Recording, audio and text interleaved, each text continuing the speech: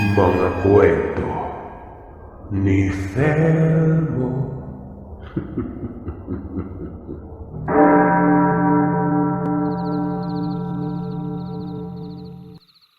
Isang mapagpalang araw sa iyo at sa lahat ng masusugid mong tagapakinig.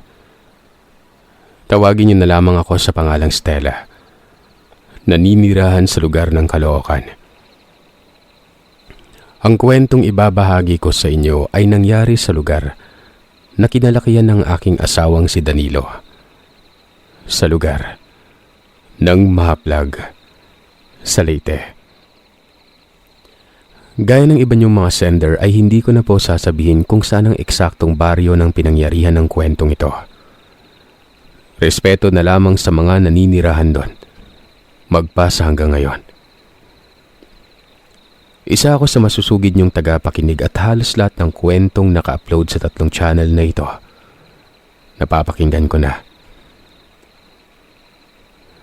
Taong 1991, ng mga panahong ito ay nagdadalang tao na ako sa panganay naming anak ng asawa kong si Danilo.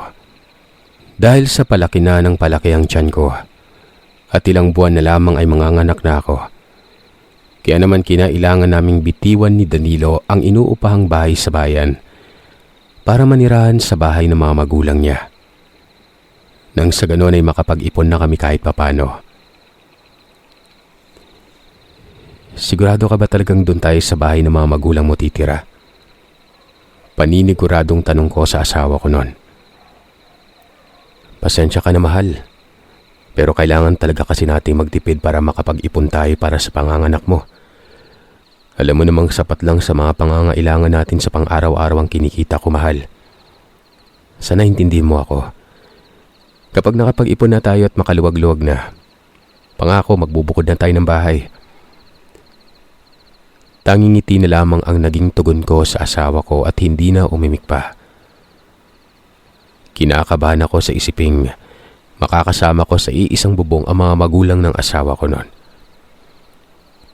Hindi naman kasi lingid sa ating kaalaman na may mga biyanan at manugang ang hindi nagkakasundo kapag magkasama sila sa iisang bubong. Ang iba ay sinusulsulan ng anak nila laban sa asawa nito hanggang sa umabot na nga sa puntong hiwalayan. At yun ang ayaw na ayaw kong mangyari noon. Nagdadalawang isip rin ako dahil baka hindi kami magkasundo ng mga biyanan ko at ang kapatid ng asawa ko. Pero mga kagiliw, lahat pala ng mga hindi magagandang pumapasok sa isipan ko, maling akala ko lamang pala yon. Sa kadahilan ng noong nakasama ko na sa iisang bubong ang pamilya ng asawa ko, napakabait ng mga ito at nakasundo ko pa sila.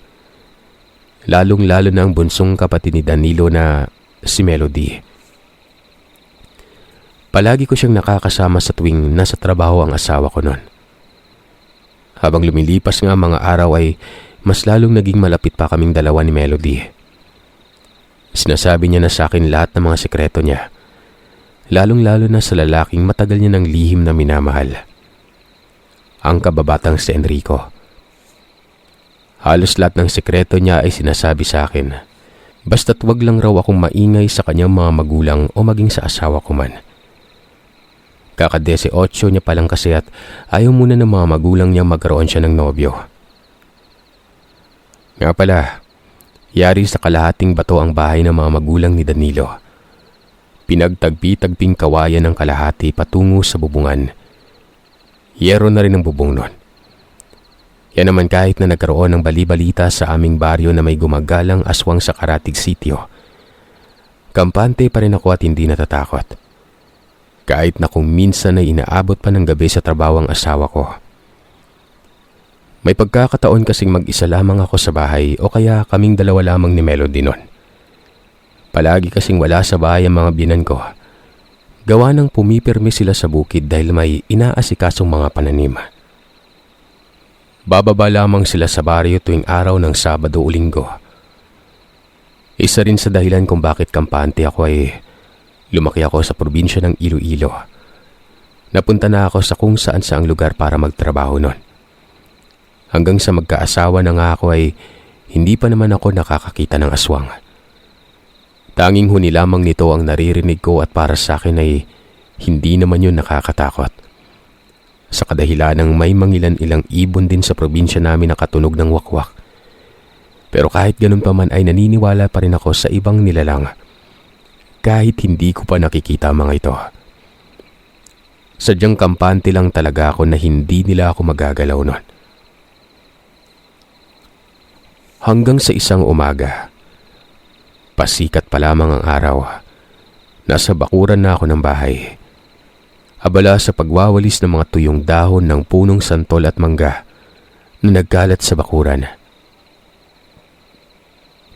Habang abala ako sa pagwawalis at panakanakang pagbubunot ng damo, narinig ko ang boses ng binan kong babae. Saglit na itinigil ko ang mga ginagawa at bahagyang hinahanap ng tingin kung saan ang kinaroroonan niya. Hindi nga lang kalayuan ay nakita ko ang biyanan kong kausap ang kumari niya sa pagkakaalala ko na numero 1 tsismosa ng baryo. Napansin kong tila ba napakaseryoso ng pinag-uusapan nila at napapalakas ang boses nila. Kaya naman kahit hindi pa ako tapos sa mga ginagawa ko nun, bit-bit ko ang walis tingting na nagtungo sa kinaroroonan nilang dalawa. Nay, magandang umaga po. Bumaba po pala kayo sa bundok. Si tatay po, kasama niyo ba siya? Bati ko sa biyanan ko. Sandaling inilibot ang paningin para hanapin ang biyanan kong lalaki. Gumanti naman ang bati ang biyanan ko ng magandang umaga at nagsabing hindi niya raw kasama ang asawa niya dahil may sakit nun. Kaya raw siya napaaga ng pagbaba ng bundok dahil bibili siya ng gamot ng biyanan kong lalaki. Kagabi raw kasi ay walang tigil yon sa pag-ubo. Mukhang sinusumpong na naman ng hika. Mabuti naman at bumaba ka ng bukid, kumare. Kilala mo ba si Imelda, yung kaibigan kong nasa Karatig Sitio? Abay, patay na naman ang alaga niyang baboy. Wakwak ang tiyan at wala nang ibang laman loob. Sabat ng kumari ng biyanan ko. Hindi makapaniwalang nagtanong ang biyanan ko kung totoo ba. Sunod-sunod na tumango ang kumari ng biyanan ko at sinabihan niyang kahapon lamang umano ay napag-alaman niyang may buntis na naman na nalaglagan ng sanggol. Nung mag-iisang oras na na namimilipit sa sakit ng tiyan ng buntis na yon. Kaagad na nagtawag ng albularyo ang padre de pamilya. Saktong pagdating ng albularyo ay nakunan na ang babae. Nung suriin naman ng albularyo ay napag-alaman nitong ilang araw na palang inaaswang ang babaeng yon, nang hindi nito napapansin. Nakakaawa nga yung babaeng buntis dahil halos maglupasay na yon sa tindi ng pag-iiyak at paghihinagpis matapos makunan ng sanggol. Diyos me, kung sa akin ba naman nangyari yon, baka nabaliw na ako. Mahabang litanya ng kumari ni nanay na nagpakunot ng noo ko. Paano naman po nangyaring lumabas yung bata sa sinapupunan ng ina? Tanong ko nun. Yun nga din ang hindi alam ng lahat. Nakita na lang ng albularyo, tuyot na yung bata. Wala nang kadugo-dugo sa katawan. Sagot nito, na ikinaramdam ko naman ng kilabot sa katawan nun. Bahagyang nagtaasan ng mga balahibo ko sa batok. Bakit pa kasi iniwan ng asawa yung buntis Napaka-irresponsable ng asawang yun. Alam nang namimilipit na sa sakit yung buntis, iniwan pa. Kapag itong si Danilo talaga, pinabayaan itong mag-ina niya. Makikita niya't hindi lang aswang ang makakalaban niya. Singit na wika ng biyanan ko. Dapat lang aba. Kauna-unahang apo mo yung dinadala ni Stella. At ninang ako ng batang yan. Kahit hindi pa ako sinabihang magninang dyan sa oras na binyagan na, abay, ipepresent ako ang sarili ko. Anya pa ng kumari ni nanay, nabatid kong binabago na nila ang usapan para hindi ako matakot at mapanatag ang loob ko sa mga pinag-uusapan nila. Kumare, mag-iingat kayo ni kumpare. Lalo na't nasa bundok kayo natutulog. Kailangan nyo maging alerto palagi lalo na sa gabi. Mahirap na't baka mamaya magawi sa bundok kung saan kayo namamalagi yung aswang. Ay nako, pag-aalalang wika ng kumari ni nanay. Ay naku kumare, huwag mo na kaming alalahanin ni kumpare mo. Lagi kami nakaalerto palagi tuwing gabi. Hindi kami nagpapakampante. Ikaw rin iha, mag-ingat ka palagi at huwag basta-basta makikipag-usap kung kani-kanino ha. Lalo na sa mga hindi mo kakilala. Mas mabuti na yung nag-iingat ka para maiwas ka sa kapahamakan. Anya, at hinimas ang tiyan ko't sandaling kinausap ang sanggol sa sinapupunan. Sinabi ko naman sa kanya na wag na siyang mag-alala dahil nag-iingat naman ako palagi nun. Isa pa, bibihira lamang ako lumabas ng bahay at nakikipag-usap o nakikipagkwentuhan. Kaya malabong aswangin ako dahil nasa loob lamang ako nun. Ilang saglit pa ang nakalipas ay nagpaalam na rin ako sa biyanan ko at kumari niya. Tinatawag na kasi ako ng asawa kong si Danilo para mag-umagahan na at aalis na naman siya para pumasok sa trabaho. Sinabi ko naman sa biyanan ko na sumunod na lang siya. Tumango ito at nagwikang maya-maya na raw.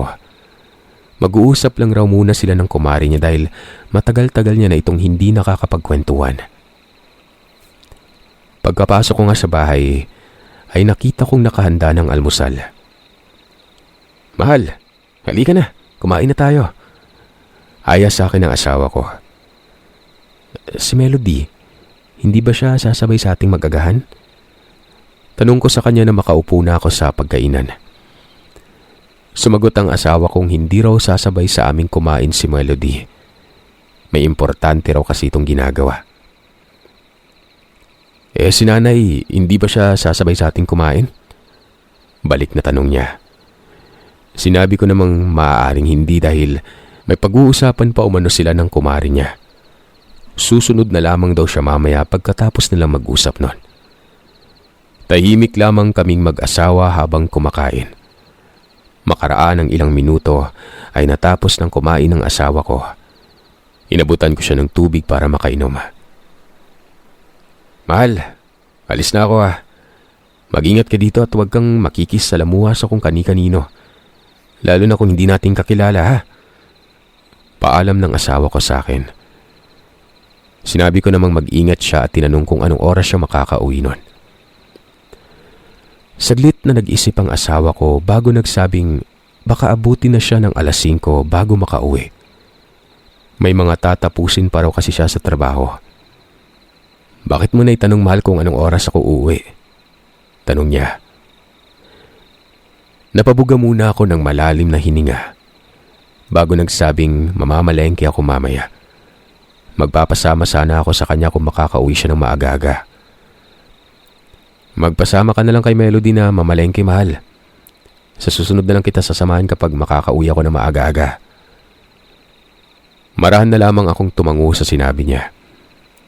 Bago pa siya tuluyang umalis ay ginawaran niya pa ako ng halik sa noo at muling pinaalalahan ng mag-iingat palagi at ingatan ko ang anak naming dalawang nasa sinapupunan ko.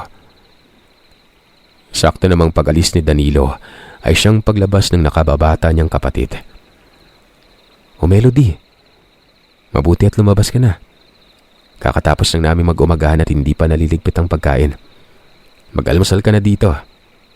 Yaya ko. Nagtanong naman ito kung umalis na yung kuya niya. Umuo naman ako. Oo nga ate, dapat maaga din na umuwi si kuya at baka magawi na dito sa baryo natin yung aswang na pinaghihinalaan nilang namiminsala sa kabilang sityo. Anya nito habang kumakain nun. Nako, huwag kang magpapaniwala sa ganyan at panakot lang sa bata ang mga aswang. Ang mas maiging gawin ay mag-ingat na lang ng mabuti para hindi tayo mapano. Wika ko habang unti-unti nang nililigpit ang ibang pinagkainan namin ng asawa ko. Matapos kong sandukan ng pagkain si Melody. Ganun ba ate? Nako, siguro maniniwala ka lang kapag ikaw na yung inaswang no? Natatawang biro niya. Pinandilatan ko naman siya ng mata at sinabihang, bilisan mo na nga lang yung pagkain dyan na makatapos ka na. Siya nga pala, nandyan si nanay sa labas ng bahay. Kausap yung kumari niyang tsismosa. Wika ko. Sumubo muna siya ng pagkain bago nagtanong kung ano ang pinag-uusapan ng kanyang ina at kumare nito. At kung bakit ang aga naman itong bumaba ng bundok. Sinabi ko sa kanyang may sakit si tatay kaya maagang bumaba si nanay dahil bibili nga siya ng gamot. Sinabi ko naman kasi sa kanilang wag nang manatili sa bukid dahil taglamig na at mayat maya ang pag-ulan. Paniguradong hihikain at aatakihin na naman ng rayuma si tatay. Ang tigas talaga ng ulo ng dalawang matandang yon. Sambit ni Melody. Nilagay ko muna sa lababo ang hugasin bago nagsalita at sinabihan si Melody na hayaan niya na lang muna ang mga magulang niya. Matatanda na kasi at isa pa, baka nabuburyo lamang sa bahay ang dalawang matandang yon. Kaya mas gusto pa nilang sa bukid tumira para may magawa naman sila kahit papano. Kumbaga, ehersisyo na sa kanila ang pagtatanim at pag-aasikaso sa bukid. Sumang-ayon naman si Melody at nagsabing sa bagay ay tama umano ako. Dahil noon pa man ay mahilig na talaga sa pagtatanim ang kanyang mga magulang. At hindi nga mapirmi sa bahay. Palagi na lang nasa bukid ang mga yon.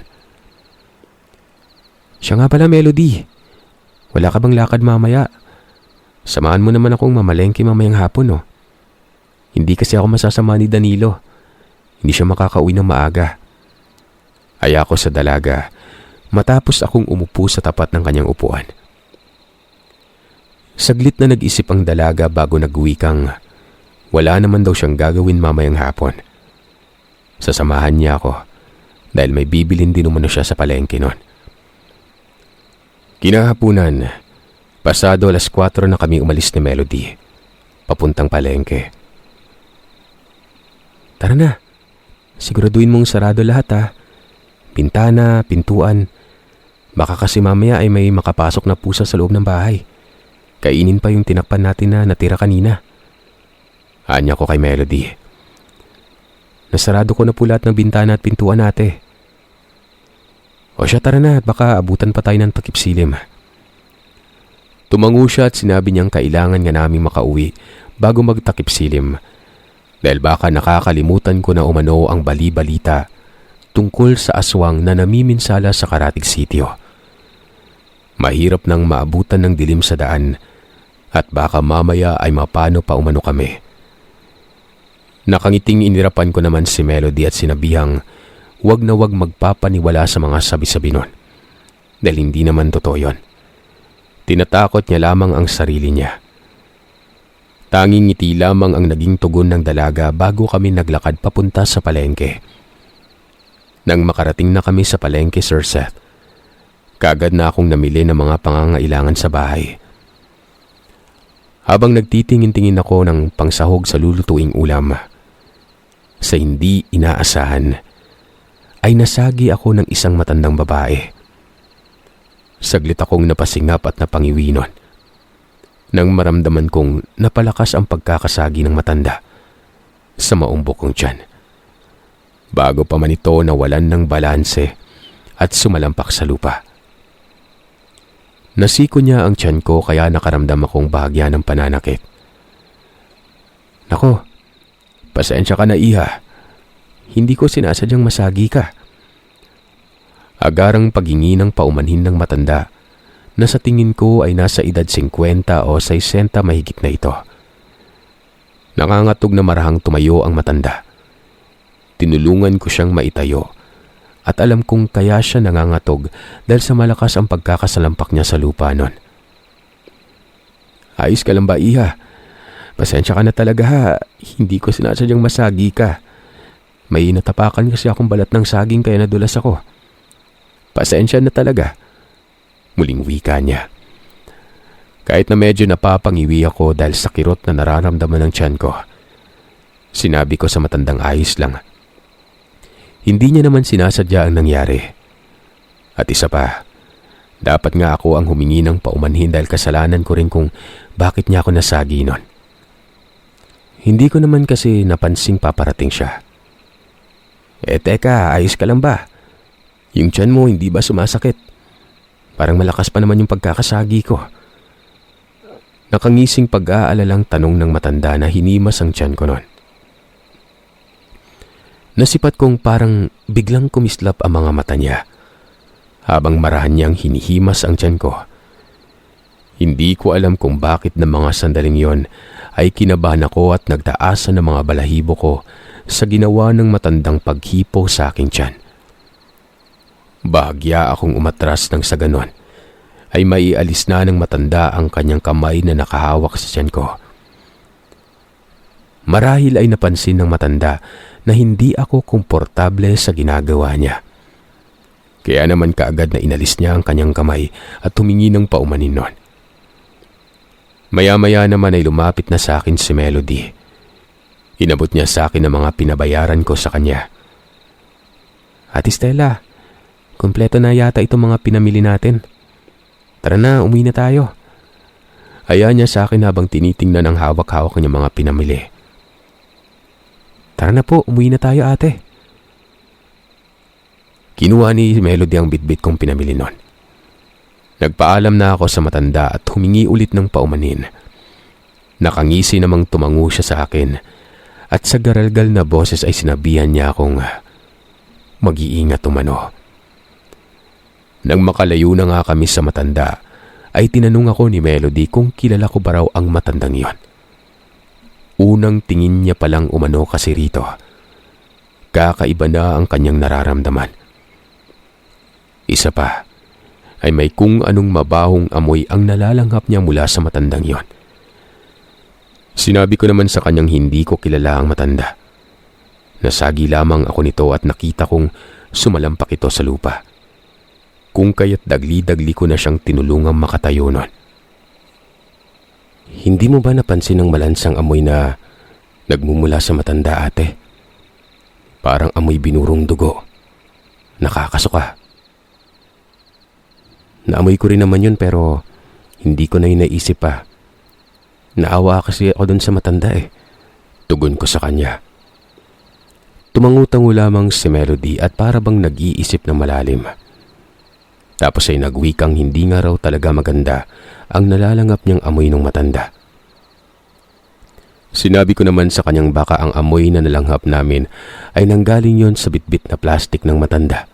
Kasi kung pagbabasihan sa kasuotan, mukha namang disente at malinis yon. Sa pagdaan ng ilang sandali nang makauwi na kami at makapasok sa loob ng bahay, ay nagulat pa ako nang may nakita akong pusang kulay itim. Purong itim ang mga balahibo nito at nakakatakot yun pagmasdan. Nakamulagat ang mga mata at galisin pa ang buong katawan na halos konti na lamang ang natirang balahibo nito.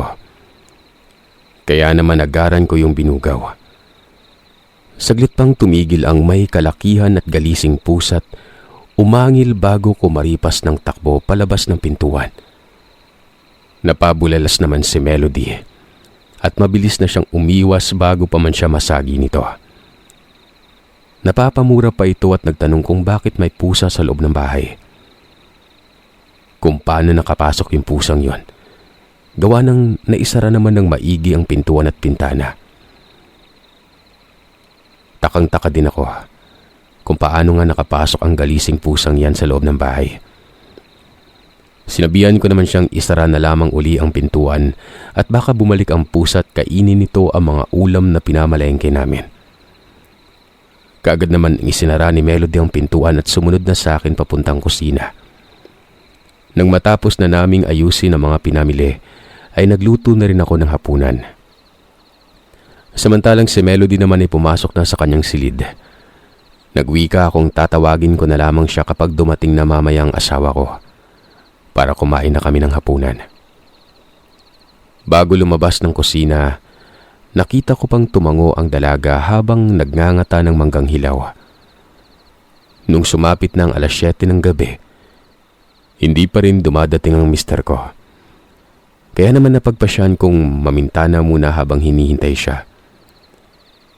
Sa pagdaan ng ilang minutong nakatanaw ako sa bintana, ay muli ko na namang nakita ang galising pusang yon. Nakatayo lamang ito sa may bakuran, nag-iingay at nagtataasan ng mga balahibo sa buntot habang nakatanaw sa akin na para bang nagagalit ito. Kakaiba rin ang kulay ng mga mata nitong natatamaan ng liwanag ng ilaw na pang magdamagan. Pambihira kang pusa ka. Bumalik ka na naman dito sa bahay. Galisin ka pa naman. Mamaya mahawaan pa kami ng galis mong animal ka. Wika ko kaagad. Binugaw ko yon. Pero ayaw talagang umalis. Sa halip ay naglakad pa yon papalapit sa pintuan. Nakailang beses ko nang binugaw yun pero ayaw pa rin talagang umalis.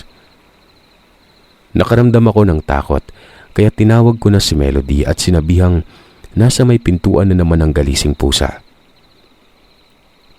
Paalisin mo nga, Melody. Baka papasok na naman yan dito sa loob ng bahay. Utos ko kay Melody nang makalapit sa kanya.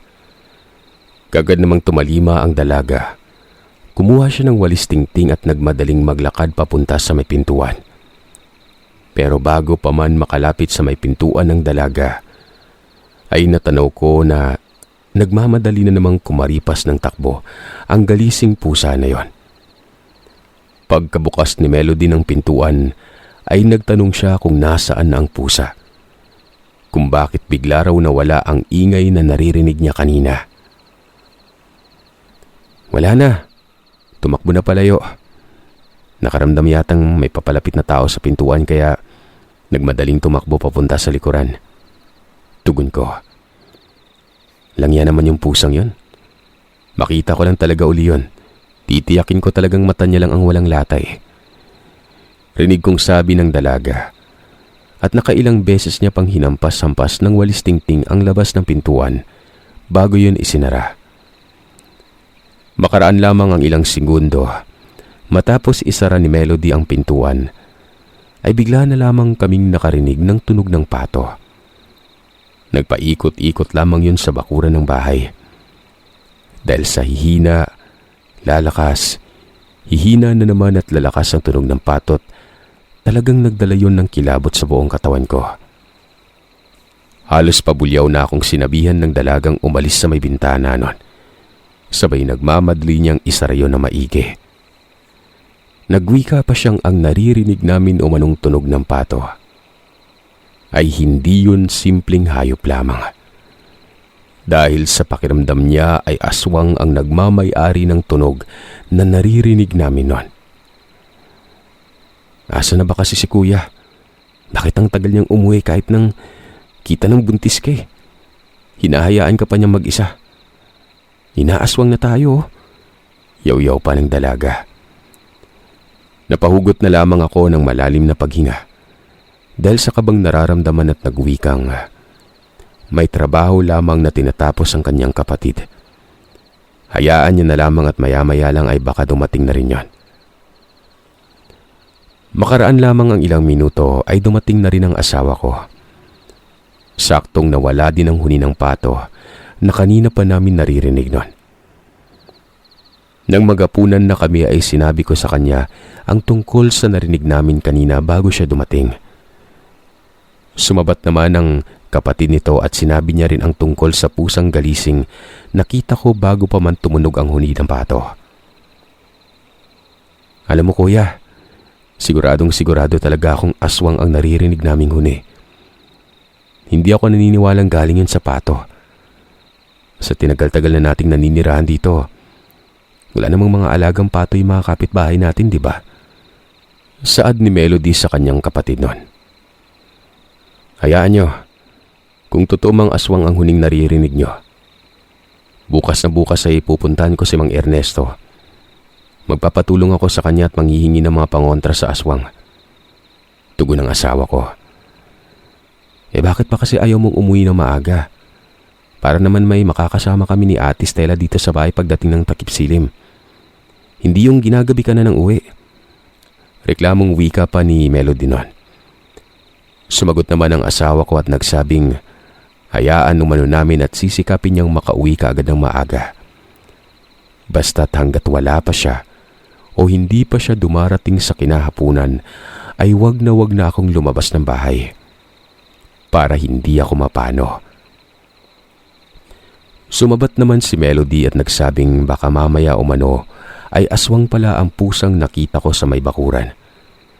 Nagpapanggap lamang ang nilalang na yon, nang sa ganon ay makapangbiktima ng buntis. Dagdag niya pang wika, yun ang araw ang pinagsasasabi niya. Nakarating na sa baryo namin ang aswang na yon. At sa kamalas-malasan ay ako ang pinupuntirya niyang biktimahin. Pinanlakyan naman siya ng mga mata ni Danilo at Sinaway. Wag na wag raw siyang mag-iisip ng ganon dahil wala pa namang nakakapagpatunay na totoong aswang ang namiminsala sa Karatig Sitio. Kailan ka pa maniniwala, kuya? Kapag may nangyari ng hindi maganda kay ate? Tahasang tugon ni Melody. Para hindi na mauwi sa pagtatalo ang usapan ng magkapatid, ay sinaway ko na ang asawa ko at sinabihang tumahimik na. Kumain na lamang kami para makapagpahinga na ng maaga. Sa pagdaan ng mga araw, ay napapansin kong panay ang paghahanap ng maaasim na pagkain ng dalaga. Kapag may hindi siya nagugustong pagkain, napapaduwal siya at panay na rin ang tulog niya kahit kakakain lamang na para bang naglilihi siya nun. Isang umaga nga, nadatnan ko na naman siyang nagsususuka sa lababo at ayaw niya ang amoy ng pritong tuyo na niluluto ko nun. Nagrereklamo pa itong sa susunod ay wag na muna raw akong magluto ng tuyo dahil hindi niya gusto ang amoy. Napakunot noon naman ako at nagtanong kung bakit ayaw niya sa amoy ng tuyo. Samantalang dati-rati ay gustong-gusto niya yon. Paborito niya pa ang tuyong sinasawsaw sa sukang may maraming sili. Buntis ka ba? Para ka kasing naglilihi eh. Tanong ko sa kanya na may halong pagtataka. Saglit na natigilan si Melody matapos magsuka at tumingin sa akin nun. Kako, buntis ka ba? Alam mo kasi ganyan na ganyan din ako nung naglilihi pa ako eh. Ang kaibahan nga lang natin ay hindi ang tuyo ang inaayawan ko. Hindi ko tinigilan sa kakatanong ang dalaga hanggat hindi niya sinasabi sa akin ang katotohanan.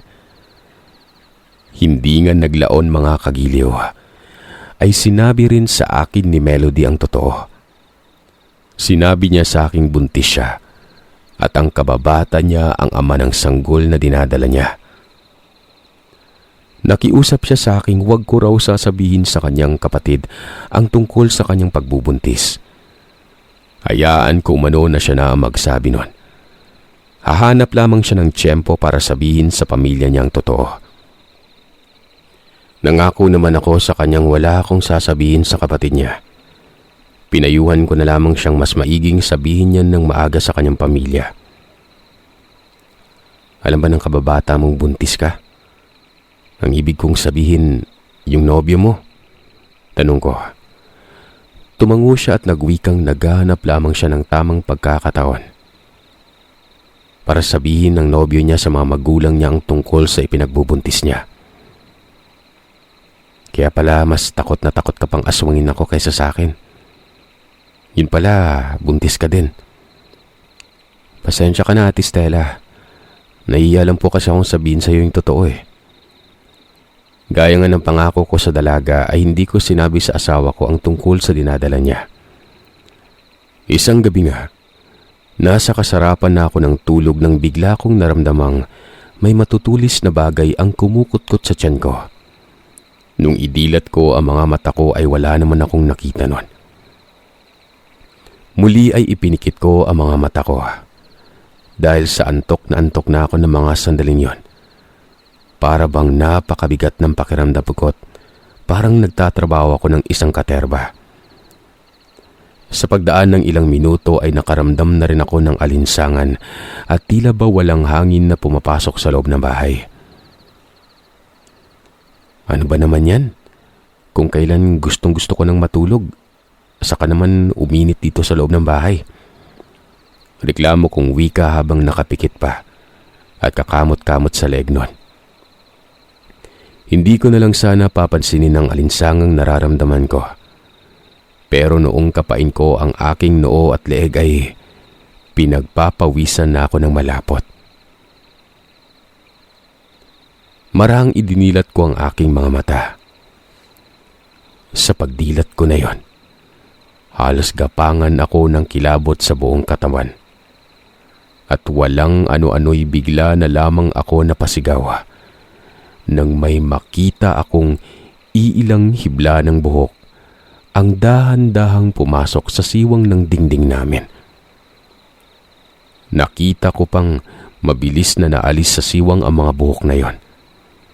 Nang makasigaw ako at kasunod noon ay ang mga kalabugan na sa gilid ng bahay. Kaagad naman gumising ang asawa ko at napabalikwas ito ng bangon. Naalimpungatang tinanong niya ako kung ano ang nangyayari at bakit sumisigaw ako. Sinabi ko naman sa kanya ang nakita ko kung kaya't nagmadali na siyang tumayo sa higaan. Hindi pa man nakakalabas ng pintuan ng kwarto ang asawa ko, ay narinig naming nagsisisigaw na si Melody sa kabilang kwarto. "Mahal, puntahan mo si Melody sa kwarto niya. Baka kung ano yung nangyari sa kanya." Utos ko. Bago pa man siya lumabas ay sinabihan niya akong sumunod na sa kanyang pumunta sa silid ng kanyang kapatid. Huwag umano akong magpaiwan dahil baka mamaya ay makita ko ulit ang iilang hibla ng buhok na sinasabi ko noon. Mabilis na akong bumaba ng katre at sumunod na sa asawa ko. Noong marating na namin ang kwarto ni Melody, ay sunod-sunod niyang kinatok ang pintuan at tinanong kung ano ang nangyayari dito. Pero sigaw ng sigaw lamang si Melody sa loob ng kanyang silid. Kaya naman wala nang nagawa si Danilo, kundi puwersahang binuksan ang pintuan. Pagkabukas niya ng pintuan, mga kagiliw, ay tumambad sa amin ang isang matandang babaeng nanlilimahid sa langis. Nakamulagat ang mga matang nakakapanindig balahibo. Nakasampayon sa bintana at walang humpay ang pagtulo ng laway. At parang manok na pumipitik-pitik ang leeg na nagpapalipat-lipat ng tingin habang nakangisi ng nakakatakot. "Punyemas kang aswang ka!" sigaw ni Danilo at mabilis na dinakot ang upuang may sandalan. Sabay patakbong lumapit sa bintana at inihambalos yon sa may aswang. Pero bago pa man maihampas ni Danilo ang bitbit niyang upuang kahoy, ay mabilis pa sa 4:00 tumalon palabas ang nilalang na yon. Narinig ko pa ang pagbagsak noon sa labas ng bahay, kasabay ng paghuni ng wakwak, na para bang natataranta. Mabilis ko nang nilapitan ng dalagang nangangatog na nagsusumiksik sa gilid ng higaan at inaya palabas ng silid nun. Samantalang ang asawa ko naman ay nagmadaling kinuha ang sundang o yung tinatawag ng karamihang tabak. At mabilis na itong lumabas ng bahay para habulin ang nilalang na yon. Bago siya tuluyang makalabas ng pintuan, ay sinabihan niya pa akong huwag lumabas ng bahay at isara ko kaagad ang pintuan pagkalabas niya. Nang sa ganon, ay walang makakapasok na nilalang sa loob ng bahay. Sunod-sunod naman akong tumango at sinabihan siyang mag-iingat. At maya-maya pa ay narinig ko na nagkakalabugan na sa likod ng bahay. At kasunod noon ay ang malakas na huning nakakapangilabot. "Animal kang aswang ka! Akala mo mabibiktima mo yung asawa ko at kapatid ko. Halika rito at ako ang harapin mo!" Narinig kong sigaw ni Danilo sa likod ng bahay. Sobrang lakas na ng kabog ng aking dibdib ng mga oras na yon, sa kadahilan ng labis-labis ang pag-aalala ko sa aking asawa. Baka kasi ano na ang nangyari sa kanya, kung kaya naman naghanap ako ng butas na masisilipan para alamin kung ano ang nangyari sa asawa ko noon. Nung makakita na ako ng butas, ay nagmadali ako na sinilip ang asawa ko. Hinanap ko kung nasaan siya. Ilang saglit pa ay nakita ko siyang tumakbo pabalik sa bahay. Kaagad naman akong umalis sa pagkakasilip at pinagbuksan siya ng pintuan nun. Pagkabukas ko ay nasilayan ko siyang humahangos. Walang sabi-sabing pumasok na siya sa loob ng bahay. Nilapitan niya ako at tinanong kung ayos lamang ba umano ako nun. Hindi ba daw sumasakit ang tiyan ko? Umiling ako at sinabihan siyang ayos lamang ako at huwag siyang mag-alala dahil wala naman akong kakaibang nararamdaman. Mabuti naman kung ganun. Hindi ko talaga mapapatawad yung sarili ko kung may nangyari sa'yo at sa magiging anak natin. Nag-aalala namang tinanong ko siya kung ano ang nangyari sa kanya sa may labas. Nanghingi muna siya ng tubig bago nagsalita kung ano ang nangyari sa kanya noon. Matapos nga niyang uminom ay nagwika siyang isang napakalaking baboy o mano ang kanyang nakitang patakbo sa likuran ng bahay. Hindi na niya nakita pa ang matandang tumalon sa bintana ng kwarto ni Melody.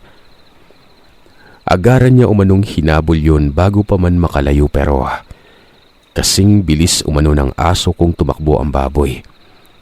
Kaya naman ang ginawa niya ay binato niya ng hawak niyang tabak at pinagmumura ito pagkat batid niyang isa yung uri ng aswang na nag-anyong hayop lamang. Sa kasamaang palad ay hindi niya natamaan ng nilalang. Nakatakas yun. Hinabol niya pa papasok sa talahiban ng nilalang pero bigla na lamang yung nawala. Hanggang sa nakarinig na lamang siya ng malakas na pagaspas ng mga pakpak at kasunod noon ay nang malakas na huni ng wakwak. At kapag ganon kalakas ang huni, indikasyong malayo na ang aswang sa kinaroroonan niya. Sumabat naman si Melody at sinabing namumukaan niya umano ang matandang sumampa sa bintana. Yun ang matandang nasagi ko sa palengke noong nakaraan. Napapailing na lamang ang asawa ko dahil naging abala siya sa trabaho kaya't nakalimutan niyang pumunta sa bahay ng manggagamot para manghingi ng pangontra. Sinabi ko naman sa kanyang huwag nang sisihin ang sarili dahil nangyari na ang nangyari. Isa pa, wala namang nangyaring hindi maganda sa akin noon. Saglit na natigil ng asawa ko at nagtatakat nagwika na ako lang raw ang buntis sa bahay kaya dapat ako lamang ang bibiktimahin ng nilalang. Pero bakit pati si Melody ay inaaswang rin? Nagkatinginan kami ni Melody at marahan siyang napapailing. Bilang pagpapahiwatig na wag kong sabihin sa kanyang kapatid ang tungkol sa napag-usapan namin noon. Para hindi na magtaka pa ang asawa ko at magtanong ng magtanong. Sinabihan ko siyang baka nagkataon lamang. Isa pa, wala namang pinipiling biktima ang mga aswang, di ba? Mapabata man matanda. Bago kami nagsipagbalikan sa kanya-kanyang kwarto, ay isinara munang maigi ni Danilo ang bintana ng kwarto ni Melody. Pagkatapos ay bumalik na kami sa kwarto nun. Simula nang mangyari yon ay hindi na ako nakaranas pa ng pang-aaswang. Sinabi na rin ni Melody sa kanyang pamilya ang tungkol sa ipinagbubuntis niya. Siyempre nung una nagalit ang mga biyenan ko. Pero hindi naman nagtagal. Natanggap na rin nila.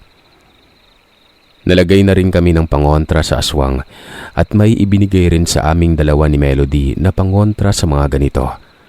Ang manggagamot na nilapitan ng asawa ko para hingan ng tulong nun.